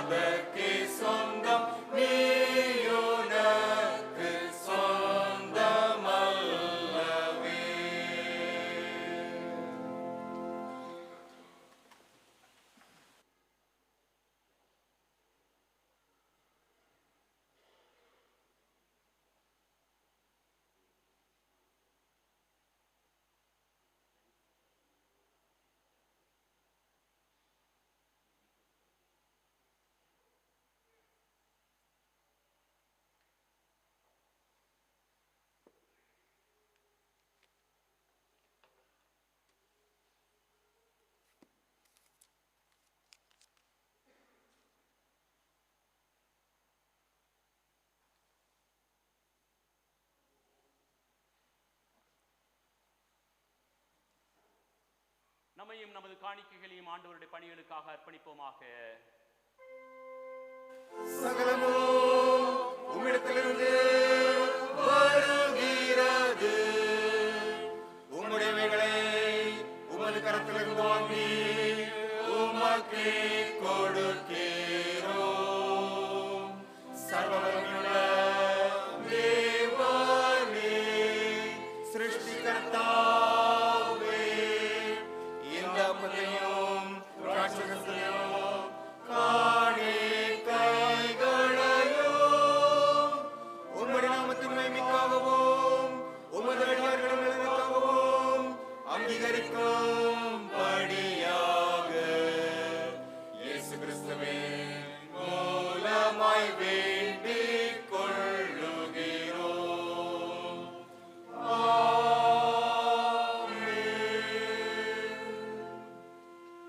ஆண்டவர் உங்களோடு இருப்பாராக. அவர் உமது ஆவியோடும் இருப்பாராக. உங்கள் இருதயத்தை உயர்த்துங்கள். எங்கள் இருதயத்தை கர்த்தரிடத்தில் உயர்த்துகிறோம். நம்முடைய ஆண்டவராகிய தேவனுக்கு தோத்திரம் செலுத்த கடவோம். அப்படி செய்வாது தகுதியும் நீதியுமாயிருக்கிறது. சபையார் முழங்காற்படியிடலாம் அல்லது உட்காரலாம். பரிசுத்த பிதாவே, சர்வ வல்லமையில் நித்திய தேவனே, நாங்கள் எக்காலத்திலும் எவ்விடத்திலும் ஆண்டவராகிய உமக்கு எங்கள் நன்றியையும் சோஸ்திரத்தையும் உமது ஒரே பேரான குமாரனாகிய இயேசு கிறிஸ்துவின் மூலம் செலுத்துவது நீதி மட்டுமல்ல, எங்களது கடமையும் எங்களுடைய மகிழ்ச்சியுமாய் இருக்கிறது. ஏனெனில் இயேசு கிறிஸ்துவே உம்முடைய சத்தியமும் ஜீவ வார்த்தையுமாய் இருக்கிறார்.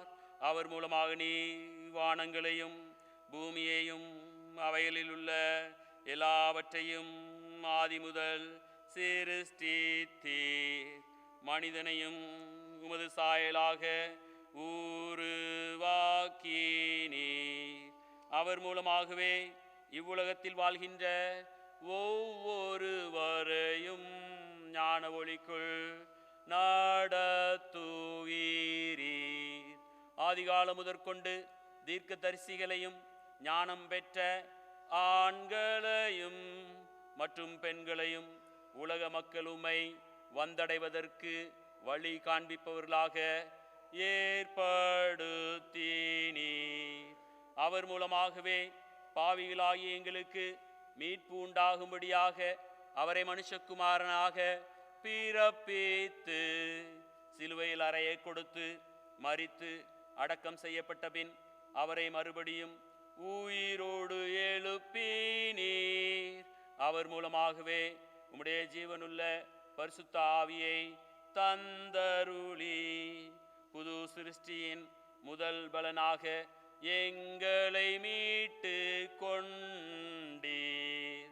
நம்மை போல் எல்லா விதத்திலும் சோதிக்கப்பட்டும் பாவமற்றோருமாய் இருந்து தமது வல்லமையால் நாமும் பாவங்களை மேற்கொள்ள கிருபை புரிந்தவருக்கு நம் நன்றியை ஏறெடுப்போமாக.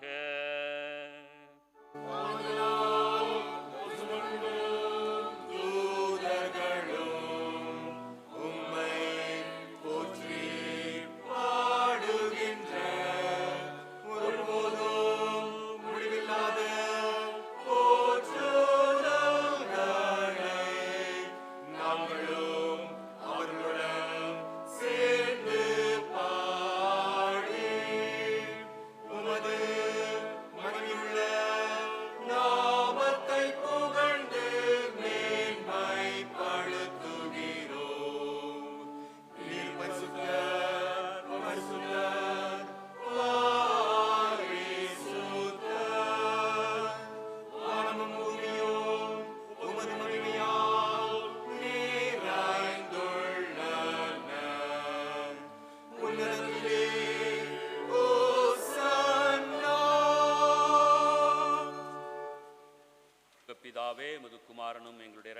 ஆகிய இயேசு கிறிஸ்துவின் மூலமாய் ஏறெடுக்கிற எங்கள் சோஸ்திரங்களை ஏற்றுக்கொண்டருளும். அவரின் முன்மாதிரியை பின்பற்றி அவரின் கற்பனைகளை கைக்கொள்ளும் எங்களுக்கு அப்பமும் திராட்சரசமும் ஆகிய இந்த ஈவுகளை உம்முடைய வல்லமையான பரிசுத்த ஆவியினாலே எங்களுக்காக மரித்து உயிர்த்தெழுந்தவரின் சரீரமாகவும் இரத்தமாகவும் தந்தருளும். இயேசு தாம் காட்டி கொடுக்கப்பட்ட அன்று ராத்திரியிலே அப்பத்தை எடுத்து ஸ்தோத்திரம் பண்ணி சீஷர்களுக்கு கொடுத்து, நீங்கள் வாங்கி புசியுங்கள், இது உங்களுக்காக கொடுக்கப்படுகிற என்னுடைய சரீரம், என்னை நினைவு கூறும்படி இதை செய்யுங்கள் என்றார்.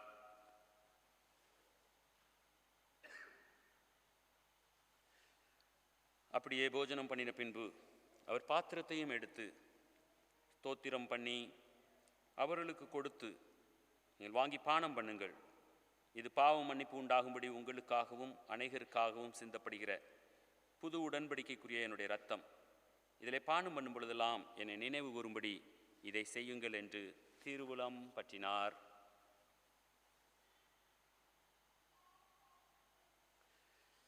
ஆகையால் பரலோக பிதாவே, அவரை நினைவு கூறும் விதமாக இந்த அப்பத்தையும் பாத்திரத்தையும் உமது சமூகத்திலே வைத்து பரிசுத்தம் பண்ணுவதன் மூலம் அவருடைய அருமையான பாடுகளையும் மரணத்தையும் மகிமையான உயிர்த்தெழுதலையும் பரமேறுதலையும் நினைவு கூர்ந்து அவருடைய மகிமையான வருகைக்காக காத்திருக்கிறோம்.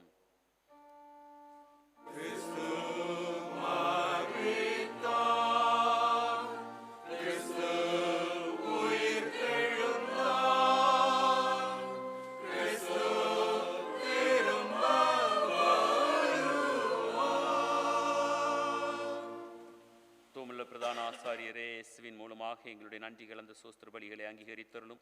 உம்முடைய தெய்வீக பிரசன்னத்தில் உம்முடைய பரிசுத்த ஈவுகளை நாங்கள் உட்கொள்ளும் பொழுது உம்முடைய ஆவியினால் எங்களை உயிர்ப்பியும், உம்முடைய அன்பினால் எங்களை ஊக்குவியும். உம்முடைய குமாரனாகிய இயேசு கிறிஸ்துவின் சரீரத்தால் எங்களை ஒருங்கிணைத்தருளும். அவரோடும் அவருக்குள்ளும் அவர் மூலமாகவும் பரிசுத்த ஆவியின் வல்லமையால் வானத்திலும் பூமியிலும் உமக்கு முன்பாக நிற்கும் யாவரோடும் கூட பிதாவே உம்மை என்றென்றைக்கும் ஆராதிக்கிறோம்.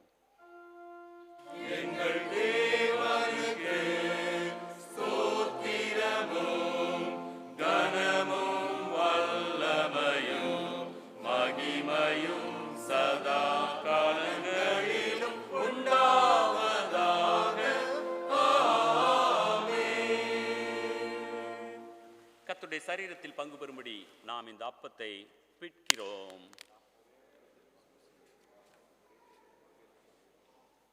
பரிசுத்தமாக்கப்பட்ட இந்த பாத்திரம் கிறிஸ்துவின் இரத்தத்தின் ஐக்கியமாய் இருக்கிறது.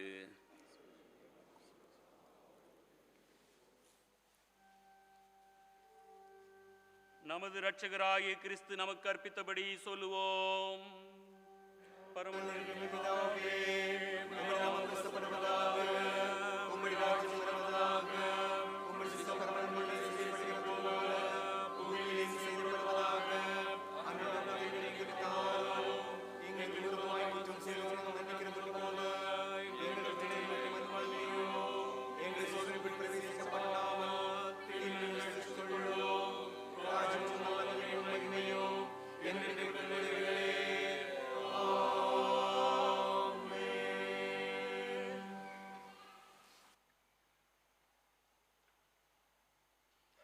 தாழ்மையின் ஜெபத்தை சேர்ந்து ஏறெடுப்போம். இரக்கமுள்ள கர்த்தாவே, எங்கள் சுயநீதியை நம்பி நாங்கள் உம்முடைய பந்தியில் சேர துணியாமல் தேவருடைய அளவற்ற இரக்கத்தையே நம்பி சேருகிறோம். உடைய மேஜையின் கீழ் விழும் துணிக்கைகளையும் பொறுக்கிக் கொள்ள நாங்கள் பாத்திரர் அல்ல. ஆனாலும் தேவரீர் எப்பொழுதும் இரக்கம் செய்கிற லட்சணமுடைய மாறாத ஆண்டவராயிருக்கிறீர். ஆகையால் கிருபையுள்ள கர்த்தாவே, உமது அருமையான குமாரனாகிய இயேசு கிறிஸ்துவின் விலைமதியாத சரீரத்தாலும் இரத்தத்தாலும் எங்கள் பாவமுள்ள சரீரமும் ஆத்மாவும் சுத்தமாகி எப்பொழுதும் நாங்கள் அவருக்குள்ளும் அவர் எங்களுக்குள்ளும் வாசமாயிருப்பதற்கு ஏற்ற விதமாய் அவருடைய சரீரத்தை புசித்து இரத்தத்தை பானம் பண்ண எங்கள் கிருபை செய்தருளும். ஆமேன். Amen.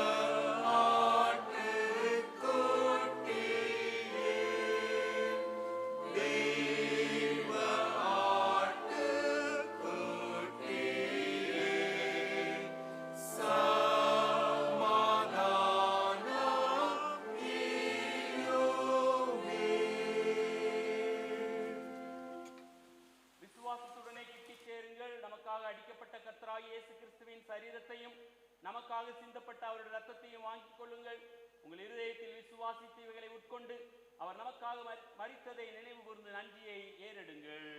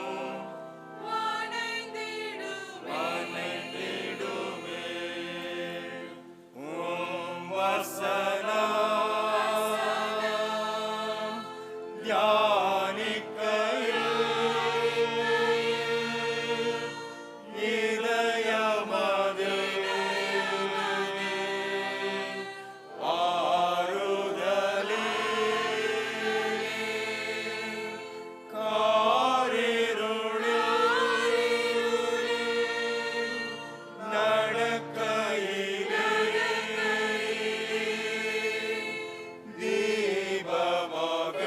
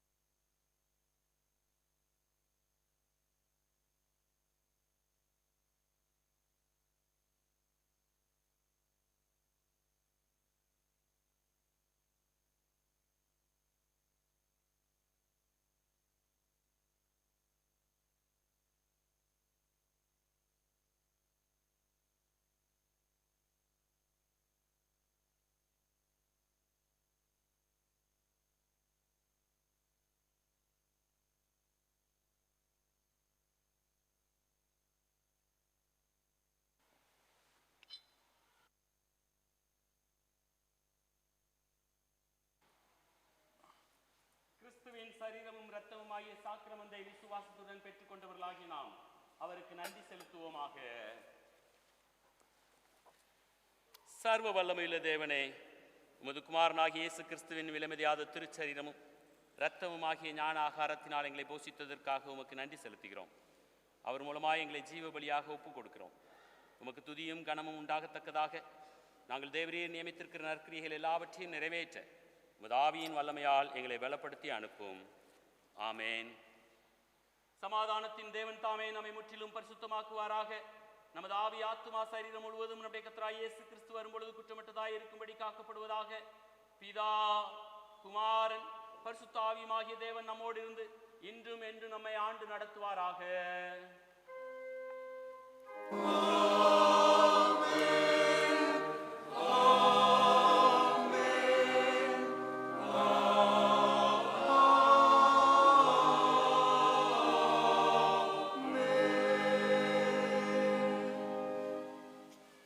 பின்பவனி கீதமாக பாமாலை 381 ஜெயிச இயேசுநாதர் தான்.